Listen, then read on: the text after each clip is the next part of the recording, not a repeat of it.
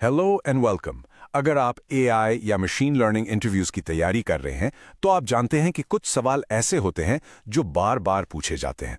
तो ये एक्सप्लेनर आपको उन्हीं में से एक बहुत इंपॉर्टेंट सवाल का एकदम सॉलिड जवाब देने में हेल्प करेगा।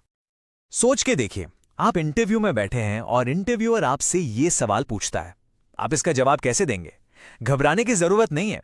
चलिए इसको एक परफेक्ट आंसर में ब्रेक डाउन करते हैं स्टेप बाय स्टेप। देखिए, एक अच्छा आंसर हमेशा फंडामेंटल से ही शुरू होता है। इसलिए सबसे पहले चलिए इन दोनों मॉडल्स को ठीक से डिफाइन करते हैं ताकि हमारा फाउंडेशन एकदम स्ट्रांग हो। तो क्लोज्ड बुक मॉडल, जैसा कि नाम से ही साफ है, यह अपने जवाब सिर्फ अपनी इंटरनल नॉलेज से ही देता है। मतलब वो सारी नॉलेज जो उसने ट्रेनिंग के टाइम अपने पैरामीटर्स में स्टोर कर ली थी। जब इससे कोई सवाल पूछा जाता है, ये बाहर से कोई नया डेटा नहीं देखता। ओके, अब आते हैं आरएजी मॉडल्स पर।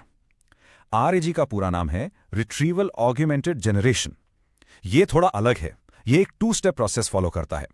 जवाब देने से पहले ये सबसे पहले एक्सटर्नल सोर्सेज से रेलेवेंट इंफॉर्मेशन रिट्रीव करता है, मतलब ढूंढ कर लाता है, और फिर उस इंफॉर्मेशन का यूज करके जवाब जनरेट करता है। इसको ना एक बहुत सिंपल सी एनालॉजी से समझते हैं। सोच लीजिए, क्लोज्ड बुक मॉडल एक ऐसा स्कॉलर है जिसके पास सिर्फ वो ज्ञान है जो उसने याद कर रखा है, जबकि आरएजी मॉडल वही स्कॉलर है जिसके पास एक पूरी लाइब्रेरी का एक्सेस है। फर्क एकदम साफ है ना? ठीक है, अब जब हम बेसिक्स समझ गए हैं, चलिए इन दोनों मॉडल्स को आमने सामने रखते हैं और उनके कोर डिफरेंसेस को ठीक से देखते हैं। यहां हम 3 अहम चीजों पर फोकस करेंगे। सबसे पहले, नॉलेज का सोर्स क्या है। क्लोज्ड बुक अपने प्री ट्रेन्ड पैरामीटर्स पर ही डिपेंड करता है, जबकि आरएजी एक एक्सटर्नल नॉलेज बेस यूज करता है। इसका सीधा असर पड़ता है फैक्चुअलिटी पर। आरएजी मॉडल्स वो ज्यादा एक्यूरेट और अप टू डेट होते हैं। क्यों? क्योंकि उनकी नॉलेज को अपडेट करना बहुत आसान है। सिर्फ रिट्रीवल डेटा बदल दो। वहीं क्लोज्ड बुक मॉडल को नई इंफॉर्मेशन के लिए पूरा रीट्रेन करना पड़ता है। अब अगर आर्किटेक्चर की बात करें तो क्लोज्ड बुक एक प्योर जनरेटिव मॉडल है, लेकिन आरएजी एक हाइब्रिड मॉडल है। इसमें एक रिट्रीवर कंपोनेंट भी है और एक जनरेटर कंपोनेंट भी है। और इसी हाइब्रिड नेचर की वजह से आरएजी थोड़ा सा स्लो हो सकता है, क्योंकि उसे पहले डेटा रिट्रीव करना पड़ता है। क्लोज बुक इस मामले में इन्फ्रेंस के टाइम डेफिनेटली फास्टर होता है। और ये स्लाइड एक बहुत ही जरूरी पॉइंट हाईलाइट करती है, एक्सप्लेनेबिलिटी। मतलब क्या हम जवाब को वेरीफाई कर सकते हैं? क्लोज बुक मॉडल ने जवाब कहां से दिया, ये जानना लगभग नामुमकिन है। लेकिन आरएजी मॉडल में आप आराम से ट्रेस कर सकते हैं कि कौन से डॉक्यूमेंट से इंफॉर्मेशन ली गई है।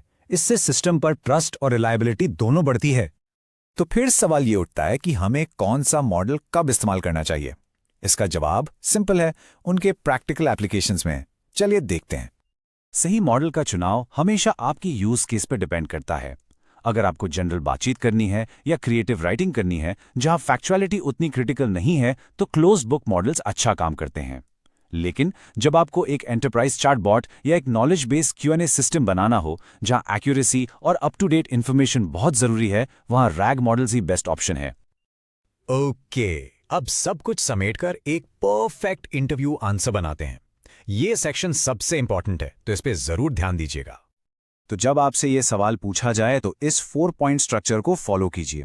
पहले दोनों को आसानी से डिफाइन कीजिए। दूसरा, उनके नॉलेज सोर्स का मेन फर्क बताइए, इंटरनल वर्सेस एक्सटर्नल। तीसरा, स्पीड वर्सेस एक्यूरेसी के ट्रेड ऑफ को एक्सप्लेन कीजिए। और आखिर में दोनों के लिए एक एक प्रैक्टिकल यूज केस जरूर दीजिए। इससे साफ पता चलेगा कि आपको सिर्फ थ्योरी नहीं बल्कि प्रैक्टिकल नॉलेज भी है। तो याद रखिए, इंटरव्यू में ये दिखाना बहुत जरूरी है कि आप चीजों की गहराई को समझते हैं।